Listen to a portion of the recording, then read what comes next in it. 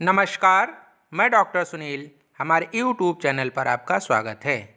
आज मैं book review के बारे में बात करूंगा। बुक रिव्यू बीएड एवं बीएलएड के लिए प्रैक्टिकल एक्टिविटी के रूप में है। बीएड में ये 20 मार्क्स का है और बीएलएड में 50 मार्क्स का है। बीएलएड वाले स्टूडेंट्स 1 से लेकर 8 तक के क्लास का बुक रिव्यू करेंगे और बीएड वाले 6 से लेके 10th क्लास तक का बुक रिव्यू करेंगे। और इसमें इनको पूरी फ्रीडम है कि वो जिस भी मीडियम से या जिस भी बोर्ड की क्लास को पढ़ा रहे हैं उस बुक का वो बुक रिव्यू करेंगे। इसका मैंने डिटेल में आपको जब इंग्लिश मीडियम के बच्चों के लिए बुक रिव्यू की वीडियो बनाई है उसमें मैंने इसको डिटेल में बताया है। मैं आप इस वीडियो के लिंक में डाल दूँगा, आप उसमें जाके देख सकते हैं कि कौन से बच्चे किस तरीके के बुक का बुक रिव्यू करेंगे। तो हम लोग सीधे आ जाते हैं कि बुक रिव्यू किस तरीके से करना है। बुक रिव्यू में हम लोग दो चीज़ देखेंगे, एक तो थ्योरेटिकल एस्पेक्ट, दूसरा प्रैक्टिकल एस्पेक्ट, यानी कि सैद्धांतिक पक्ष और क्रियात्मक पक्ष। क्रियात्मक पक्ष में हम लोग भी दो चीज़ देखेंगे, उसमें एक्सटर्नल एंड इंटरनल।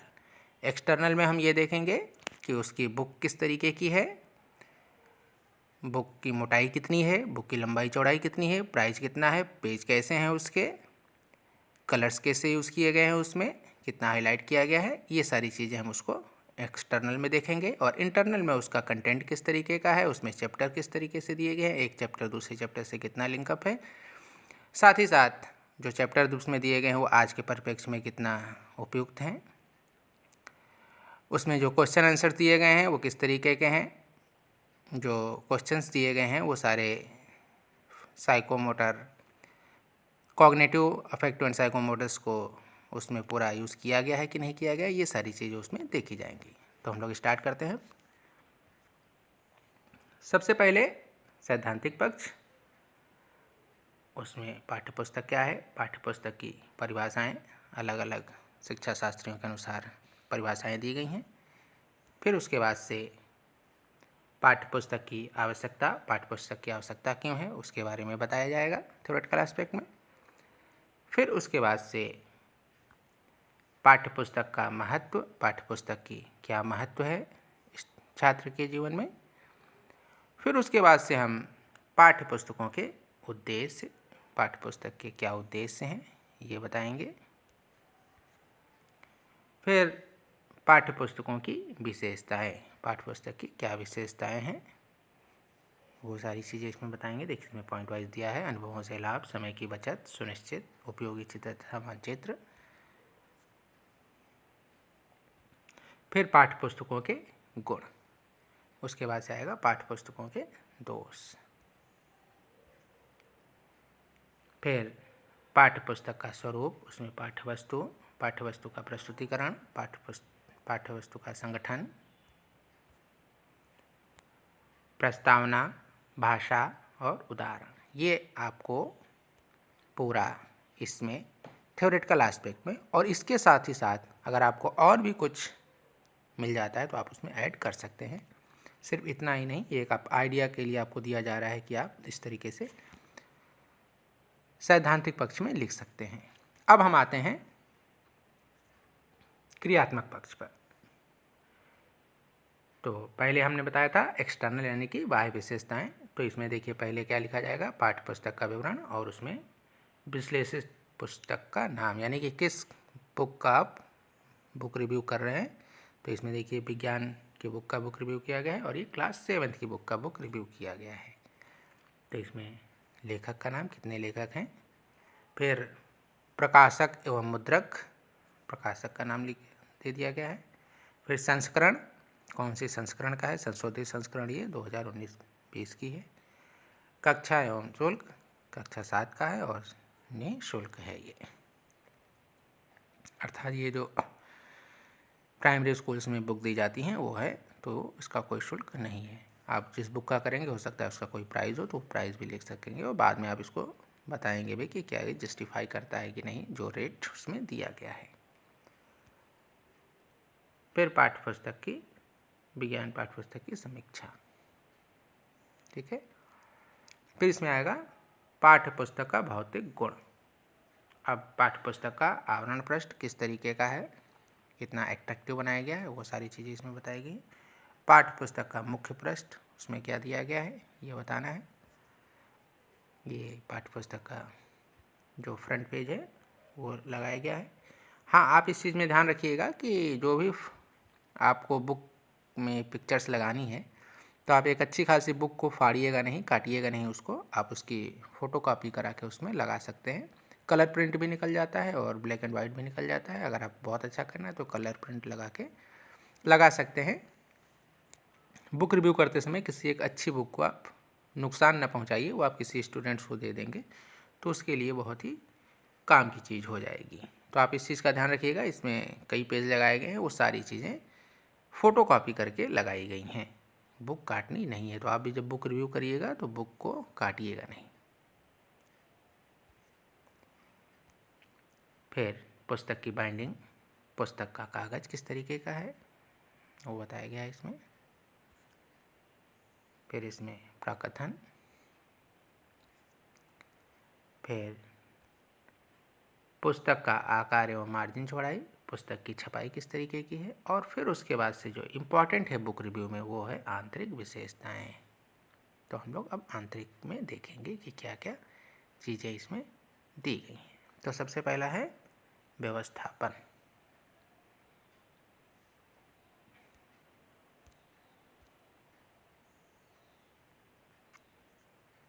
फिर पाठ सूची, पाठ सूची में कौन कौन सी सूची दी गई है इसमें वो सारी चीज़ें इसमें बतानी है।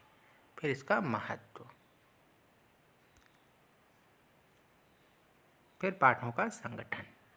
अब इसमें पहला आएगा पाठों का तर्कसंगत विभाजन, किस तरीके से इनको विभाजित किया गया है लॉजिकल तरीके से। फिर दूसरा है पाठों का क्रम एवं संबद्धता, जो पाठों का क्रम है वो किस तरीके से है, एक चैप्टर के बाद जो दूसरा चैप्टर आता है वो एक दूसरे से कितना संबंधित है, ये चीज़ें इसमें आपको बतानी है। तीसरा है पाठ के शिक्षण संकेत व मूल्य।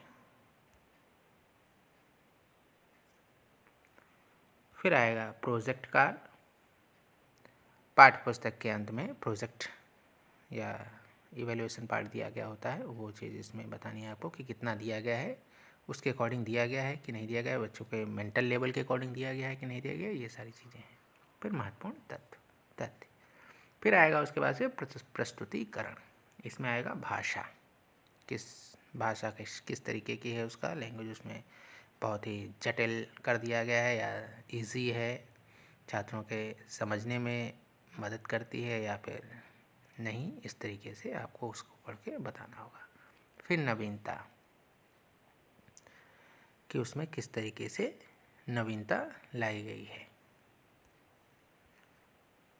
फिर चित्र किस तरीके के हैं, जो चित्र बनाए गए हैं वो आनुपातिक दृष्टि से सही हैं या नहीं हैं, स्पष्ट हैं, उपयोगी हैं, कि ऐसे ही चित्र बनाने के नाम पे चित्र बना दी गई है।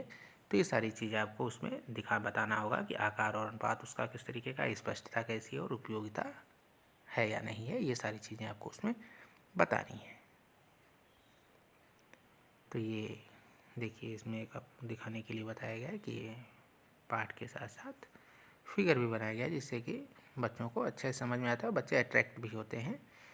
तो स्पष्ट है या नहीं है वो चीज़ आपको उसमें देख के बतानी है। ये पूरा फिगर और कंटेंट के साथ दिया गया है। फिर उसके बाद से आ जाएगा अभ्यास प्रश्न, जो बुक के लास्ट में या हर चैप्टर के लास्ट में अभ्यास प्रश्न दिया होता है। तो उसके बारे में आपको बताना होगा कि प्रश्नों का पाठों से संबंध है या नहीं है। बहुत से चैप्टर ऐसे होते हैं, चैप्टर के बाद में जो प्रश्न दिए जाते हैं तो उस चैप्टर से कुछ मैच ही नहीं करता है, तो ऐसा तो नहीं है, और मैच करता है तो वो उनके जो प्रकार हैं, क्या कॉग्निटिव, अफेक्टिव और साइकोमोटर्स जो आप लेके चलते हैं उसमें पूरा उसमें कंप्लीट किया गया है कि नहीं किया गया है, तो ये सारी चीज़ें आपको उसमें बतानी है। उसमें ऐसे टाइप के क्वेश्चंस दे दिए जाते हैं, फिल इन द ब्लैंक्स के दिए जाते हैं, मिलान करने वाले प्रश्न दिए जाते हैं, प्रोजेक्ट वर्क दे दिए जाते हैं, मैथ में भरने को दे दिया जाता है। तो इस तरीके से प्रश्नों के प्रकार भी आ जाएगा उसमें। और ये देखिए इसमें इस बुक में किस तरीके से प्रश्न दिए गए हैं वो इसमें बताया गया है।